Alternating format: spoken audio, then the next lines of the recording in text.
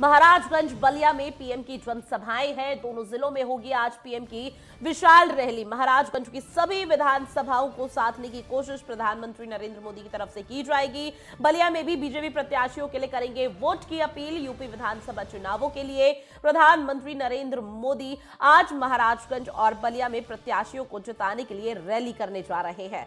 PM Modi सुबह 11:30 बजे महाराजगंज जिले के फरेंदा, पनियरा, नौतनवा, सिसवा और महाराजगंज और कुशीनगर की रामकोला विधानसभाओं की संयुक्त रैली को संबोधित करते हुए आज नजर आएंगे। जानकारी के मुताबिक rally Ambedkar degree college Maharajganj में होगी। इसके बाद पीएम दोपहर 2:30 बजे के करीब बलिया के हैबतपुर में होने वाली सभा के में जिले की बेलथारा रोड, रसड़ा, सिकंदरपुर, फेफना, बलिया, बांसडी और बैरिया की संयुक्त रैली करेंगे। बता दें कि स्थानीय स्तर पर सभी विधानसभा क्षेत्रों से पीएम मोदी को सुनने के लिए भारी संख्या में जन समर्थन जुटता हुआ नजर आएगा। वहीं महाराजगंज में पीएम मोदी की जनसभा में उत्तर प्रदेश के मुखिया योगी आदित्यनाथ और केंद्रीय वित्त मंत्री पंकज चौधरी भी साथ रहेंगे। इस तरह से यूपी में 6वें और 7वें चरण का प्रचार अब तेज हो चुका है। तो 6वें और 7वें चरण का मतदान अब आगामी समय में होने वाला है, जिसको लेकर तमाम तरह की तैयारी हर राजनीतिक दल की तरफ से की जा रही है। और जिस तरह से यूपी बीजेपी और केंद्र के आला नेता यहां पर सक्रिय भूमिका निभा रहे थे अब तक के 5वें चरण तक, तो अब 6ठे और 7वें चरण की भी तैयारी आला नेताओं के साथ साथ यूपी बीजेपी की जा रही है, जिसके चलते यहां पर तमाम तरह की जो कवायद है साफ तौर पर कहा जा सकता है कि तेज हो चुकी है। ऐसे में उत्तर प्रदेश का जो रण है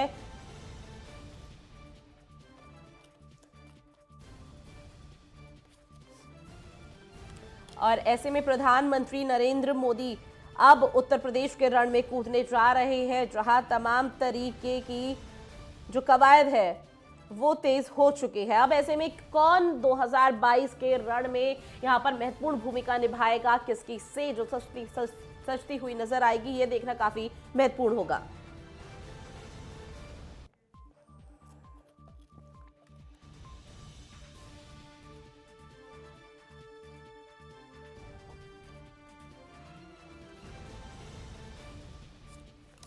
तो देखिए, उत्तर प्रदेश के रण में जिस तरह की तैयारी यहां पर देखी जा रही है काफी महत्वपूर्ण है, क्योंकि उत्तर प्रदेश का चुनाव वाकई में काफी दिलचस्प यहां पर मोड़ हर बार देखा गया। अब तक जो कांटे की टक्कर देखी जाती थी वो बीजेपी और समाजवादी पार्टी के बीच थी। ऐसे में समाजवादी पार्टी भी कोई कोर कसर नहीं छोड़ना चाहती, जिसके चलते अब यूपी बीजेपी भी तमाम तरह की जो कवायद है वो यहां पर करती हुई नजर आ रही है। और ऐसे में किस तरह की अभी जमीनी स्तर की जो तस्वीरें हैं वो सामने आ रही है, इसके बारे में आपको अवगत कराते हैं। तमाम शहरों से हमारे यहाँ पर संवाददाता जुड़ गए हैं जिनसे बात करने की कोशिश करते हैं। अमितेश महाराजगंज से, अखिलेश चौधरी बलिया से और प्रदीप लखनऊ से। यहां पर अलग अलग तरह की तस्वीरें सामने आ रही है। ऐसे में सबसे पहले अमितेश आपका रुख करेंगे। प्रधानमंत्री नरेंद्र मोदी आज सभी विधानसभाओं को साधने की कोशिश कर रहे हैं, जिसमें महाराजगंज भी एक महत्वपूर्ण भूमिका निभाती है। तो किस तरह की तैयारी देखी जा रही है? बता दूं आपको कि महाराजगंज में 12:40 बजे पीएम मोदी की एक बड़ी जनसभा होनी है। जिले में कुल 5 विधानसभाएं हैं। 5 विधानसभाओं की संयुक्त रैली महाराजगंज जिला मुख्यालय पे जेल ग्राउंड के जस्ट बगल वाले ग्राउंड पे होनी है। जी बिल्कुल।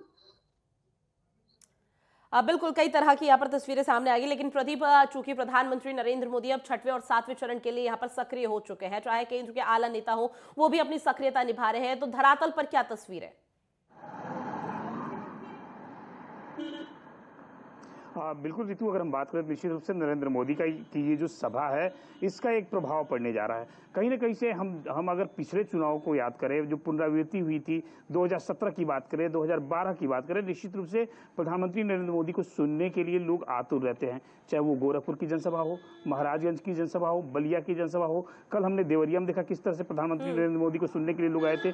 तो इसका एक बहुत बड़ा प्रभाव पड़ता है। ग्राउंड जीरो की अगर बात करें तो महाराजगंज, चूंकि देखिए महाराजगंज एक ऐसा बेल्ट है जहां पर पंकज चौधरी जहां के सांसद हैं और वर्तमान में केंद्र सरकार में केंद्रीय वित्त राज्य मंत्री हैं, तो निश्चित रूप से उसका भी एक क्रेज है, उसका भी एक अलग महत्व है, क्योंकि पंकज चौधरी वहां से निरंतर 4 से 5 सत्र के जो है सांसद रह चुके हैं। तो अब भारतीय जनता पार्टी के लिए एक सबसे बड़ी चुनौती है कि हर एक विधानसभा में देखिए पहला और दूसरा जो हुआ उसमें भारतीय जनता पार्टी और समाजवादी पार्टी की कांटे की टक्कर हुई, लेकिन भारतीय जनता पार्टी का जो बढ़त एक तरह से कह सकते हैं कि जो बढ़त वाली जगह है वो ये क्षेत्र है जहां पर 3 तारीख को वोटिंग होने हैं। ऐसी स्थिति में प्रधानमंत्री नरेंद्र मोदी का दौरा और उनका जो संबोधन है वो काफी प्रभाव डालेगा। और अगर हम देखें तो सिसवा की माफ कीजिएगा, महाराजगंज की सभी विधानसभाओं में निश्चित रूप से इसका असर होगा। और इसके अलावा अगर हम बात करें तो कुशीनगर जिले में जो रामकोला विधानसभा है वहां से भारतीय जनता पार्टी के प्रत्याशी विनय गौड़ चुनाव लड़ रहे हैं, वहीं समाजवादी पार्टी सुभाषपा के गठबंधन के प्रत्याशी डॉक्टर पूर्णवासी देहाती चुनाव लड़ रहे हैं। दोनों की जो है टक्कर वो वहां पर कांटे की है। तो अब जो भारतीय जनता पार्टी है वो किसी भी तरह से इस रण को जीतने का पूरा प्रयास कर चुकी है। और यही कारण है कि योगी आदित्यनाथ की बात करें, प्रधानमंत्री नरेंद्र मोदी की बात करें, जितनी भी फायर ब्रिगेड टीम है भारतीय जनता पार्टी की वो पूरी तरह से 3 और 7 वाले जो चुनाव होने हैं उस क्षेत्र में उतर चुकी है। बिल्कुल प्रदीप, साफ तौर पर कहा जा सकता है कि बीजेपी के लिए कांटे की टक्कर तो उत्तर प्रदेश में है ही, लेकिन उतनी ही सक्रियता से और उतना ही फूक फूक कर कदम बीजेपी रखती हुई नजर आ रही है। ऐसे में अखिलेश बलिया में भी प्रधानमंत्री नरेंद्र मोदी का आगमन होगा और अपने प्रत्याशियों के लिए वोट की अपील की जाएगी। किस तरह की तस्वीरें सामने आ रही है और बीजेपी के लिए बलिया कितनी बड़ी चुनौती है? जी ऋतु मैडम, आपको बता दें जिस तरफ की बलिया की 7 विधानसभा सीटें हैं, जिसमें 2 पिछले 2017 में बीजेपी को 5 सीटें यहां से मिली थी झोली में। कहीं ना कहीं जिस तरफ का बीजेपी से दिग्गजों का जमावड़ा हो रहा है, पूरा कयामत और घेराबंदी कर रहा है, कहीं की फिर कम 2017 के जिस तरफ है फिर इतिहास को दोहराया जाए। आज 7 विधानसभाओं के लिए प्रधानमंत्री मोदी की रैली है। कहीं ना कहीं 7 विधानसभा में ये जनता के लिए हुंकार भरी जाएगी प्रधानमंत्री की तरफ से कि कम से कम विधानसभा में जितनी सीटें जी बिल्कुल बिल्कुल, यहाँ जिस तरह की तस्वीरें सामने आ रही है वो वाकई में काफी महत्वपूर्ण है। और ऐसे में प्रधानमंत्री नरेंद्र मोदी का जो अब यहाँ पर उत्तर प्रदेश दौरा है, कितनी चुनौती बीजेपी के लिए होगी आने वाला समय बताएगा। आप तीनों हमारे साथ जुड़े और तमाम जानकारी साझा की उसके लिए शुक्रिया।